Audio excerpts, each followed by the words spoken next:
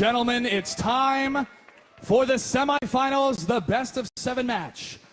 Please welcome to the stage, TSLPolt.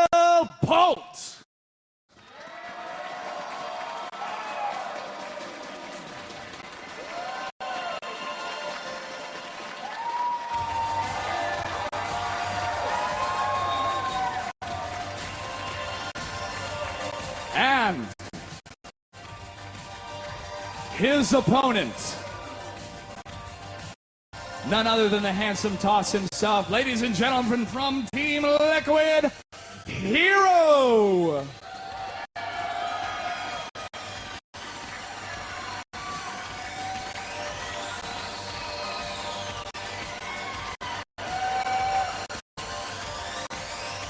Gentlemen. The reactor to churn out as many Marauders as possible, so he ends up bludgeoning the Protoss down while expanding en masse, and it's really cool to see that macro Brood War style of just overrunning the Protoss player as opposed to the emphasizing ghosts or drops in the mid-games. Oh, I absolutely love it. Polt has been a guy that likes to fall back on the Marauder for a long time, but his mid-game aggression, as you've already pointed out, is so characteristic. The first time that Polt really jumped out at me was when he played against Stefano at the Lone Star Clash. Yeah. Way back at Lone Star Clash 1, playing Marauder Hellion in a way that I've never seen it played before. Since then, he's just consistently gotten better and better and better and better, and here he is, semifinals of the North American Star League Season 4, as we go into game number 1 on Ohana. There we see Heroes player card. Hero had a pretty solid season here at the North American Star League, 5-3 overall, but he's made it back once again to another offline final. Fresh off his DreamHack Championship, the second time in a row Heroes won DreamHack winner. He will be a very difficult opponent for TSLPolt. It's really interesting to see Hero not performing as well in the group stages of NASL. Yeah, he had a couple of upset losses through the mid-season, but he was able to keep it together enough that he was able to make it into the wild cards, easily cruise through the wild cards, cruise through the playoffs. Sean, he's in the semifinals now, and he has not dropped a single map since the postseason started. Well, let's go ahead and introduce that superstar down in the bottom right, having one of the best records in the history of NASL. Give a cheer for your first semifinalist, TSLPolt.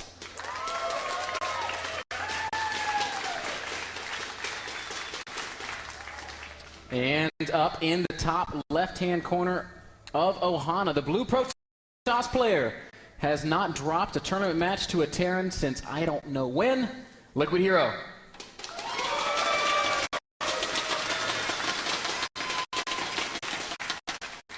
Now, I would argue that this matchup boils down to a very simple timing. You can understand almost all the openings if you just think about the 10-minute mark. Almost all Terrans will be building up to medevacs with a big ground army at that point, and that's when the Protoss really starts to freak out and go, oh my gosh, how do I defend my front and my back from drops? I need to have units in both places.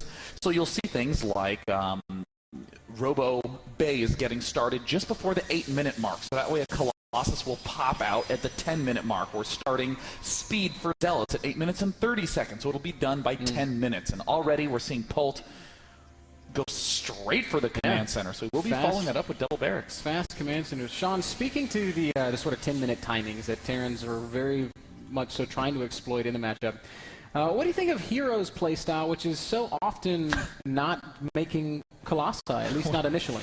Well, for instance, a 4-gate hits before 10 minutes. That's an excellent way that he used to thwart Teja in the previous round. But in truth, that's something that Hero has been going for that is pretty much long lost in the matchup, is these really weird other builds. Like, for instance, already we're seeing Hero do the 1-gate instant Nexus. Before Cybercore? Yep, before Cybercore, even actually having only mined, it looks like 50 gas. It's a very aggressive expansion there from Hero. This is something he does reactively because he does scout very early. He was able to see that his opponent was going for the fast expansion and was able to drop his own Nexus just ever so slightly later than Polt throwing down the command center. Polt follows this up with two barracks, which is quite normal. Yeah, you kind of have to go 2 barracks. There's way too many attacks that just kill you off. Even very simple chrono-boosted double Zealot into a Stalker can kill off many players who build just a single barrack, so want to avoid that.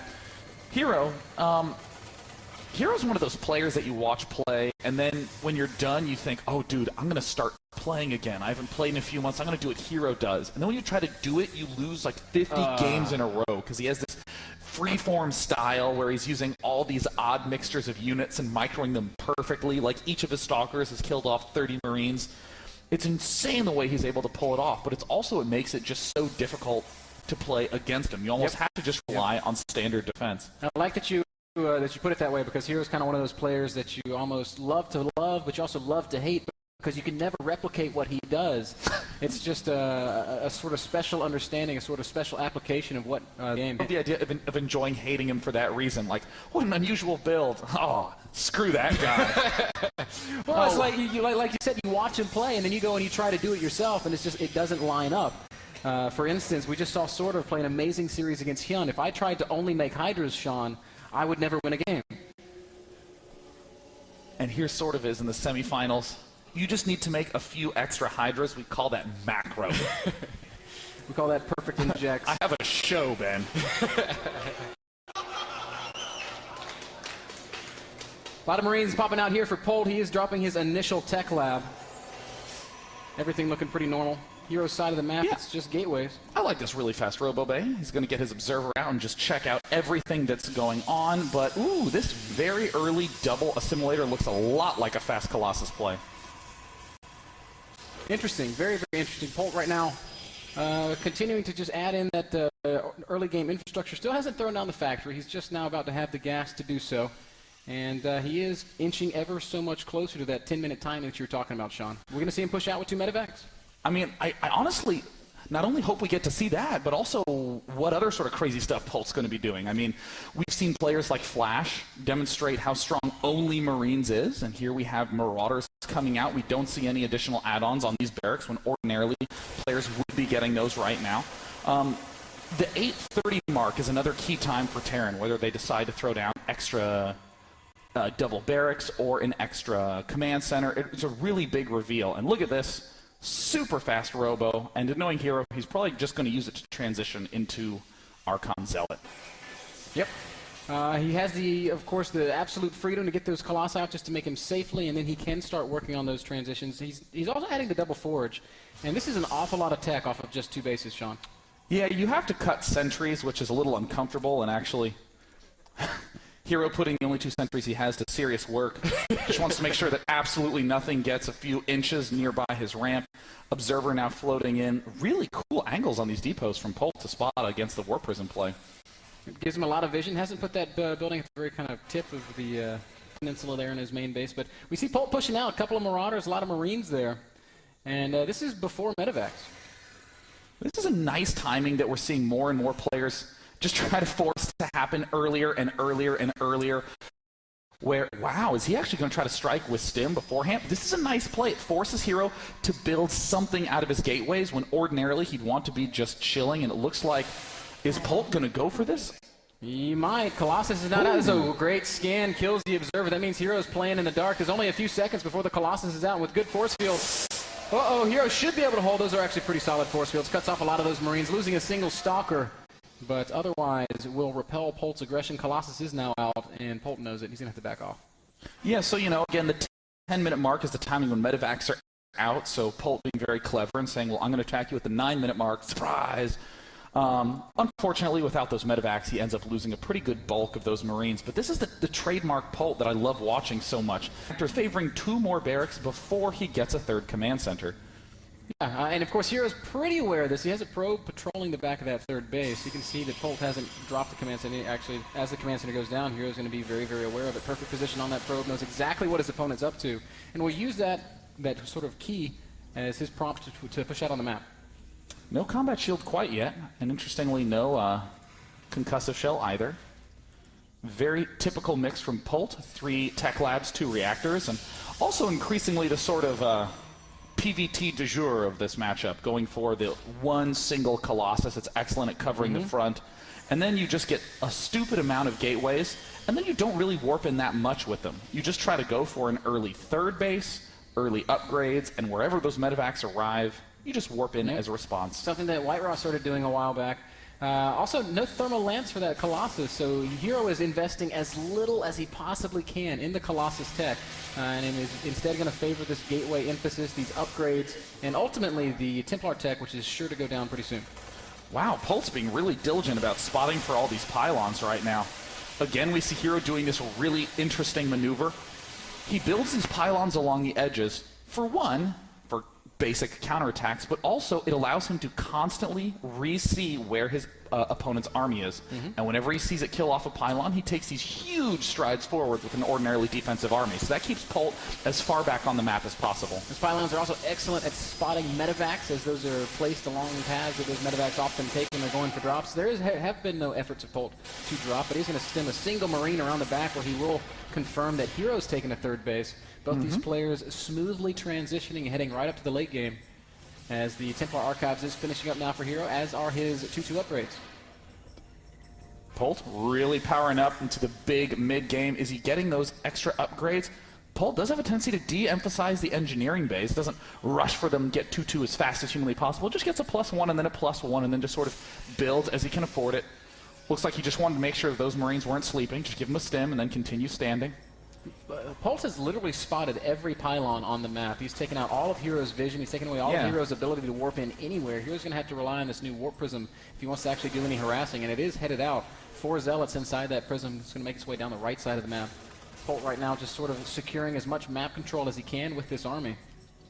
2-2's wrapping up, and this is a really fun play, getting this warp prism up right now. Terran is trying to be as far to the Protoss side of the map as possible. As Hero is going to catch Polt's army out in the middle of the map. At the same time, the 4 Vikings catch the warp prism in the corner. Beautiful play by Polt. How did he know? Gosh. I mean, may as well spot the mobile pylons too.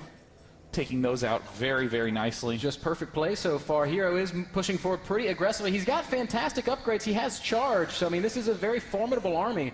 The Colossus represents some sort of anti-infantry, but there's also 2 High Templar and Storm's about to finish. Oh, but the arc is looking very, very nice for Polt. He's pulling back along this side, but this isn't even the bulk of his army. He's taken out the Colossus. We're seeing no ghosts, no even attempt to get any ghosts at this point, and there starts going down the retreat Storms. Hero was anticipating that this attack would not work. Those are really nice Storms. Hero going to try and stop and make a small stand, but with good force fields, Polt has got to stop the chase. Ghosts now can be produced, a couple of units getting lost, but Protosses ordinarily are expecting to lose in a straight-on fight with a Protoss player. The only way you really stay alive is with Storms. So again, Hero finds out when he can move forward by picking off, or seeing when Polt's picking off pylons, and then he leaps all the way to the other end of the map. And he's just going to retreat, and that way when Polt chases him, Polt is running into the Storms. Hero has remade his warp prism and is once again going to try to make its way down the right half of the map. Also, a bunch of zealots being warped in on the left side. They're going to try to make some harassment runs down towards the bottom left. So as this is happening, Polt is pushing forward. He's maxed out, Sean, 192 supply against 160.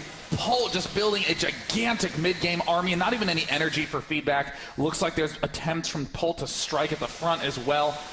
But there's the Colossus, the versatile unit, being able to hop up on the high ground, blasting that down. Polt's also looking for another entryway right as these Zealots get down to the third base. Meanwhile, Zealots do accost that third base. Polt pushing up into the natural, pushing up into the third base. Nice storm there by Hero. The drop in the main base has been mostly dealt with. Very well played, but Hero's losing so much ground outside of his natural, outside of his third base, warping in Zealots frantically on all fronts. The harassing Zealots in the third base have killed every single SCV, but I think Polt should stabilize. There is a warp prism in his main base. Nothing has been warped in off of it yet.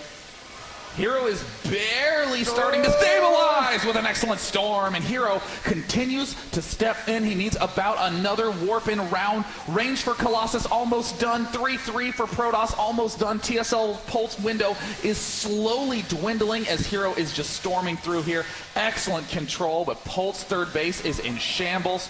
He's catching this Colossus. He's going to have to lift up and run. At this point, Polt has no choice really but to back out of there. Hero comes away from that with 115 supply against about 130. Now he's going to start warping in the main base, and Polt's out of position for this as well, as he still hasn't, or he's just now finished cleaning up his third. Command center will be saved. It's no longer burning, but the warp prism harass continues. This is an awful spot right now for Polt. He does have a little bit of the supply lead, but he doesn't have a mining third. He needs to begin producing ghosts again.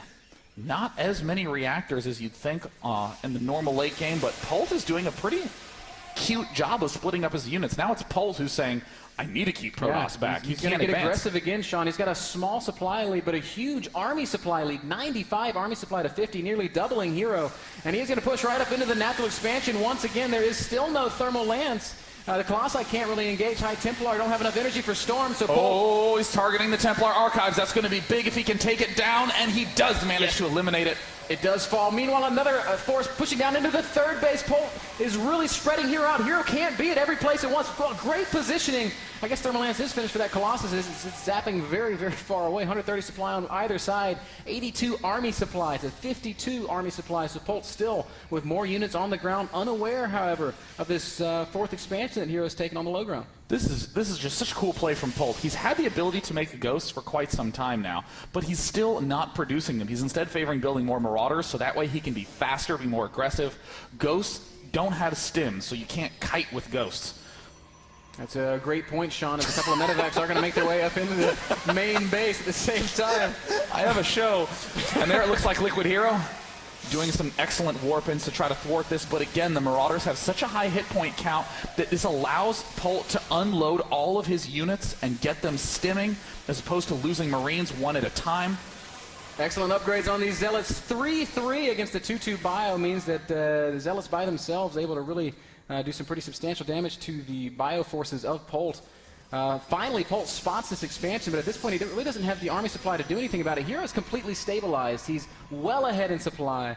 In army supply, it's now even. And look at this army, man. 3-3 upgrades, Archons, Colossi with Thermal Lance, and plenty of Templar. It's looking much better for Hero now. So Ben, I'd want to ask, do you think Hero you'd actually define as being ahead at this point? I would say yes. I would put Hero substantially ahead. He's ahead in workers. He's ahead in bases. His upgrades are phenomenal, and his tech just looks great.